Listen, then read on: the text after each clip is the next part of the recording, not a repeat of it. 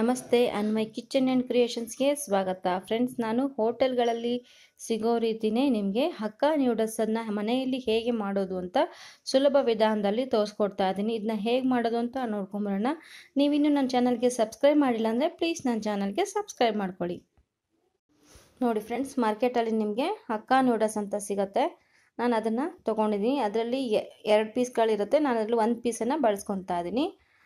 ಈಗ ನಾನು ಈ ಕಡೆ ನೀರನ್ನು ಚೆನ್ನಾಗಿ ಕಾಯ್ಲಿಕ್ಕೆ ಇಟ್ಕೊಂಡಿದ್ದೀನಿ. ಆ ನೀರಿಗೆ ಈ ಹಕ್ಕಾ ನ್ಯೂಡಲ್ಸ್ ಏನಿದೆ ಅದನ್ನು 2 ಭಾಗಗಳನ್ನಾಗಿ ಮಾಡಿ ಅದಕ್ಕೆ ಹಾಕ್ಕೊತಾ ಇದ್ದೀನಿ. ಚೆನ್ನಾಗಿ ಬೇಯಿಸ್ಕೋಬೇಕು. ಇದನ್ನು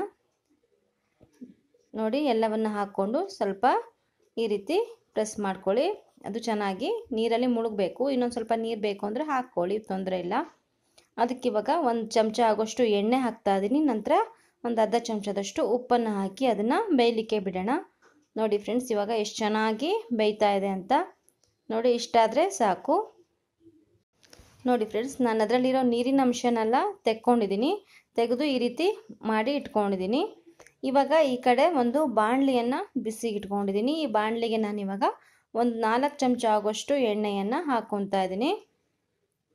ನೋಡಿ, ಈ ಎಣ್ಣೆಗೆ ನಾನು ಸಣ್ಣದಾಗಿ ಕಟ್ ಮಾಡಿರುವಂಥ ಬೆಳ್ಳುಳ್ಳಿ, ಉದ್ದುಗೆ ಕಟ್ ಮಾಡಿರುವಂಥ ಶುಂಠಿ ಮತ್ತು 1 ಹಸಿಮೆಣಸಿನಕಾಯಿಯನ್ನು ಹಾಕಿ ಸ್ವಲ್ಪ ಫ್ರೈ ಮಾಡ್ತಾ ಇದ್ದೀನಿ.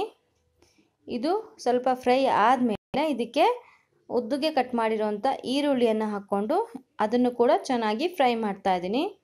ನೋಡಿ, ಈರುಳ್ಳಿ ಎಲ್ಲ ಚೆನ್ನಾಗಿ ಫ್ರೈ ಆಗಿದೆ. ಇವಾಗ ನೆಕ್ಸ್ಟು ನಾನು ಕ್ಯಾರೆಟ್ ಮತ್ತು ಕ್ಯಾಪ್ಸಿಕಮ್ ಮತ್ತು ಬೀನ್ಸ್, ನಂತರ ಕ್ಯಾಬೇಜ್ ಇದಿಷ್ಟನ್ನು ನಾನು ಉದ್ದುದ್ದಾಗೆ ಕಟ್ ಮಾಡಿ ಹಾಕ್ಕೊತಾ ಇದ್ದೀನಿ. ಸೊ ಇದನ್ನು ಕೂಡ ಚೆನ್ನಾಗಿ ಫ್ರೈ ಮಾಡ್ಕೊಳ್ಬೇಕು. ನೋಡಿ, ಈ ರೀತಿ ಚೆನ್ನಾಗಿ ಫ್ರೈ ಮಾಡ್ಕೊಳ್ಳಿ. ಅದು ಎಣ್ಣೆಯಲ್ಲಿ ಚೆನ್ನಾಗಿ ಫ್ರೈ ಆದ್ರೇ ಟೇಸ್ಟ್ ಚೆನ್ನಾಗಿ ಬರುತ್ತೆ.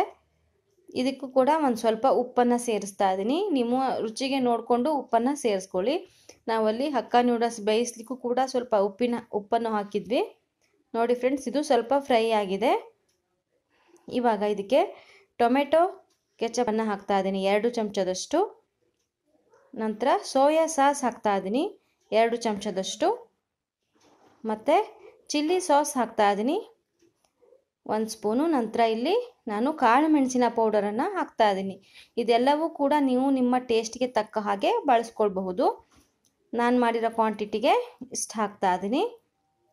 ಇದನ್ನು ಚೆನ್ನಾಗಿ ಮತ್ತೆ ಒಂದು ಸತಿ ಮಿಕ್ಸ್ ಮಾಡ್ಕೊಳ್ಬೇಕು. ಚೆನ್ನಾಗಿ ಫ್ರೈ ಮಾಡ್ಕೊಳ್ಬೇಕು ಎಲ್ಲವನ್ನು ಸೇರಿಸಿ. ನಿಮಗೆ ಅಗತ್ಯ ಇದ್ದರೆ ಇನ್ನೂ ಕೆಚಪ್ಪು ಮತ್ತು ಸಾಸ್ಗಳನ್ನು ಸೇರಿಸ್ಕೋಬಹುದು, ಏನೂ ತೊಂದರೆ ಇಲ್ಲ.